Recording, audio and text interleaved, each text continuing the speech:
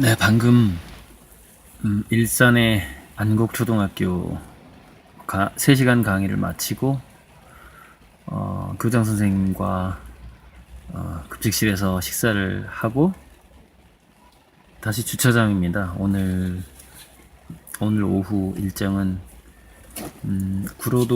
구로동에서 제 강의를 들었던 어떤 학부모가 제가 이제 돌 넘은 애가 있다고 하니까 책하고 장난감을 주겠다고 해서 이제 구로동에서 만나서 그걸 받는 게 이제 남은 일정이고요. 그 학부모님이 예전에 제가 강북에서 어떤 주민센터 강의를 했을 때 어떤 할머님이 강의 잘 들었다면서 10,000원짜리를 이렇게 2번 접은 10,000원을 저한테 주셨어요. 정말 100만 원 같은 10,000원이었어요. 그러고 나서 이제 그 이후에 이제 또 가끔 강의를 들으신 분들이 강의료가 아니라 수강생이 저한테 이제 돈을 주는 경우가 생기고 있거든요.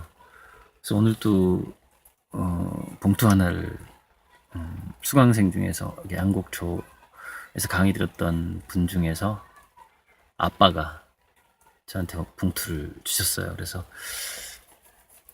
정말 요즘에는 너무 행복합니다. 그러니까 제 진심이 잘 전달이 되고 있는 것 같다는. 물론 그럼 봉투를 줘야지 진심을 확인할 수 있는 거냐, 이제 그런 건 아닌데요. 사실 우리가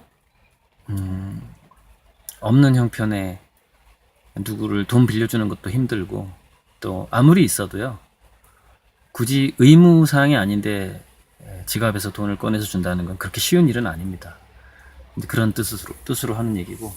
그래서 이제 안국초 3시간 강의에서 또 제가 다 얘기하지 못한 것들을 교장 선생님이랑 식사하면서 봉투에다가 또 적었어요. 3가지를. 그래서 제가 강의 중에 이렇게 강의를 하는데 왜 맥락이 다른 데로 흘러가가지고 매듭짓지 못하고 넘어가는 경우가 생기거든요. 그래서 첫 번째는 다이어트 성공법 비율을 얘기하면서 오래된 미래만이 살아남는다는 얘기를 했어요. 그러니까 지중해식 식단이라든가 석기시대 식단, 즉 탄수화물을 줄이고 지방질을 적당히 먹는 식단이거든요. 그리고서 운동을 하고, 그것만이 우리 건강을 해치지 않는 다이어트 방법이거든요. 그러니까 가장 오래된 미래로 결국 가는 것이죠. 우리가 수백만 년 동안 호모사피엔스가 살았던 방식, 그 방법만이 우리가 살찌지 않고 건강한 방법이 되는 거예요.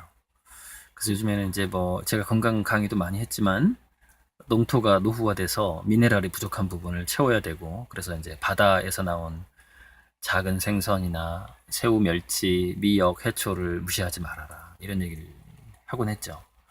근데 그 다이어트 성공법을 얘기하면서 제가 놓친 게 뭐였냐면 호모 루덴스의 문제를 놓쳤어요. 그러니까 인간은 호모 파베르이기 전에 호모 루덴스였어요. 왜냐면 우리 동물들을 보세요. 세포가 자기 스스로 생존하고 번식을 하기 위해서 세포도 쾌락 물질을 만들어냅니다. 도파민이라는 것을. 그래서 생존에 유리한 방식으로 살았을 때 더 자기 스스로 그 건강하다는 느낌, 쾌락의 느낌을 주는 거죠. 우리가 성적인 본능을 해소할 때 오르가즘을 느끼는 것도 마찬가지입니다. 번식에 유리하도록 만들어낸 그 쾌락인 것이죠. 그리고 우리가 배고플 때 밥 먹는 걸 생각할 때 기분 좋은 거. 이왕 밥을 먹을 거면은 내가 아끼는 사람이랑 밥 먹는 게, 또 내가 아끼는 사람의 입에 뭔가가 들어가는 게 굉장히 도파민이 많이 나오는 이유가 다 그런 거죠. 근데 호모 루덴스라는 것은 그렇게 단세포 생명체들도 기본적으로는 호모 루덴스의 속성을 가지고 있었고, 호모 루덴스의 속성에서 나중에 호모 파베르가 되고요. 호모 파베르 이후에 호모 사피엔스가 되죠. 생각하는 인간이 맨 나중이죠. 그만큼 호모 루덴스는 아주 강력한 오래된 미래예요. 그렇기 때문에 석기 시대 때 만약에 부족이 100명이라면 그 중에서 99명은 취미생활 비슷한 철렵, 물고기를 잡고 과일을 따고 하는, 또는 벌꿀을 따고, 벌꿀을 따는 것은 뭐 취미라고 보기엔 조금 위험했죠. 벌에 쏘이니까. 그런 걸 했고, 정말 큰 고기를 잡는 사냥꾼들은 따로 있었고 1, 2%밖에 안 됐어요. 인원, 전체 인원은. 이 이야기는 뭐냐면, 이 오래된 미래는 인공지능 시대에 그대로 재현될 거라고 제가 생각을 하는 겁니다. 이렇게 정리를 못 해줬어요, 강의 때.